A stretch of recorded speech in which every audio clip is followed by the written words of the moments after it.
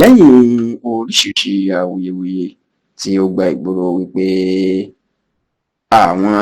sójà kan wọ́n fẹ́ dìtẹ̀ gbàjọba kúrò lọ́wọ́ ààrẹ Bọ́lá Ahmed Tinubu, èyí tí ó di ariwo ńlá lórílẹ̀‐èdè Nàìjíríà ní nǹkan bí ọ̀sẹ̀ mẹ́ta sẹ́yìn, tó di pé ìjọba Nàìjíríà àtàwọn agbófinró wọ́n ti bẹ̀rẹ̀ sí ni máa kó àwọn sójà tánà fẹ́ gbé ìgbésẹ̀ náà tó ti bẹ̀rẹ̀ sí ni máa kó wọn jù sátìmọ́lé. níṣẹ́ ni gbajúgbajà amòfin ni tó tún jẹ́ àgbà agbẹjọ́rò ajàfẹ́tọ̀ọ́ ọmọnìyàn ìyẹn amòfin àgbà Fẹ́mi Fálànà Senior Advocate of Nigeria SAN ni bàbá náà mà ti sọ̀rọ̀. Bàbá ti gbẹnu sí máìkì lórí ọ̀rọ̀ yìí ó sì ti ṣàlàyé lórí nǹkan tó ń ṣẹlẹ̀ gan lórí ìdìtẹ̀gbàjọba náà, tó sì jẹ́ kó di mọ̀ wípé ìjọba Nàìjíríà pàápàá ààrẹ Bọ́lá Ahmed Tinubu fún rẹ̀ àsìkò ìdákẹ́jẹ́ kọ́ lélẹ́yìí ó lásìkò ti tó kí wọ́n sọ̀rọ̀ sókè kí wọ́n sọ bó ṣe ń lọ lórí ọ̀rọ̀ ìdìtẹ̀gbàjọba náà tí kìí ṣe pé ó yẹ kí wọ́n dákẹ́. Ẹ rántí pé lọ́sẹ̀ bíi mẹ́ta sẹ́yìn ní gbogbo orílẹ̀-èdè Nàìjíríà ló máa gbóná janjan nígbà tí ìròyìn jáde wípé àwọn sójà kan máa bẹ̀rẹ̀ sí ní kó ara wọn jọ láti fipá gbàjọba lọ́wọ́ ààrẹ Bọ́lá Ahmed Tinubu.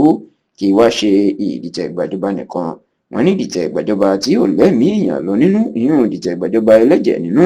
òun ni wọ́n fẹ́ ṣe, nítorí tí wọ́n ní wọ́n gbèrò láti yìnbọn pa ààrẹ Bọ́lá Ahmed Tinubu ni àti gbogbo àwọn olóṣèlú tó dépò ńlá mú nínú ìjọba ẹ̀, pàápàá àwọn bíi igbákejì ẹ̀ sẹ́nẹ́tọ̀ Kashim Shettima, ààrẹ ilé-ìgbìmọ̀ asòfin àgbà l'Àbújá sẹ́nẹ́tọ̀ Godswill Akpabio, abẹnugan ilé-ìgbìmọ̀ asòfin kékeré l'Àbújá ìyún Honorable Tajudeen Abbas pẹ̀lú àwọn míì bẹ́ẹ̀ ni wọ́n ní wọ́n ti kọ orúkọ wọn sílẹ̀ pé wọn yóò pa wọ́n, tó sì jẹ́ pé ọjọ́ kẹẹ̀ẹ́dọ́gbọ̀n nínú oṣù kẹwàá ọdún tá a wà yìí, the 25th of October 2025, òun ni wọ́n láwọn sójà náà ni wọ́n fẹ́ ṣiṣẹ́ tẹ́lẹ̀ láti fipá gbàjọba lọ́wọ́ Tinubu. Kódà nítorí eléyìí gan ni wọ́n ní wọ́n gba Tinubu nímọ̀ràn pé ayẹyẹ ìwọ́de òmìnira Nàìjíríà tó máa ń wáyé ní gbogbo ọjọ́ àkọ́kọ́ ní oṣù kẹwàá, the 1st of October every year, òun ni wọ́n ti ní kí Tinubu fagilé nítorí pé àwọn sójà ni ló máa ṣe ìwọ́de fún lọ́jọ́ náà, wọ́n sì lè gbàbọ̀dè kán yìnbọn pa lójú gbogbo ààyè. ṣá o pẹ̀lú bọ́rọ̀ ìṣe wọ́n ń jà rìnrìn táwọn sójà àti iléeṣẹ́ ààrẹ ní òṣòótọ́ ń bẹ̀, ṣùgbọ́n tó jẹ́ pé wọ́n ti ń kó àwọn sójà kan jù sátìmọ́lé,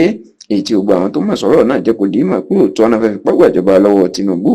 níṣẹ́ ni amòfin Fẹ́mi Fálànà ni bàbá náà ti gbẹnu sí máìkì lórí ọ̀rọ̀ yìí nínú ìfọ̀rọ̀wérọ̀ tí bàbá náà tó ṣe pẹ̀lú iléeṣẹ́ tẹlifíṣàn Channels TV ni ló mà ti jẹ́ kó dì í mọ̀ wípé ìdákẹ́jẹ́ ààrẹ Bọ́lá Ahmed Tinubu lórí ọ̀rọ̀ náà àti ìjọba Nàìjíríà ó ní kò dára rárá.